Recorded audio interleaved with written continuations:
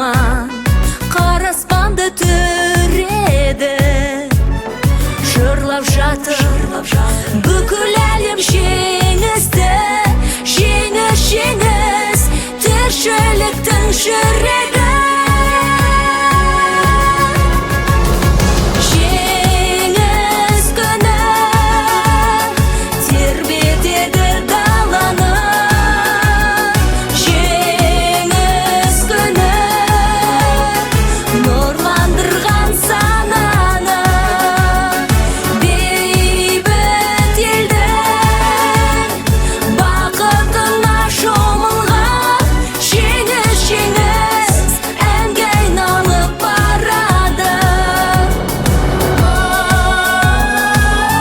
9 мамырда гүл қоямын алау қабырға, еске алып атамды үн қосамын дабырға.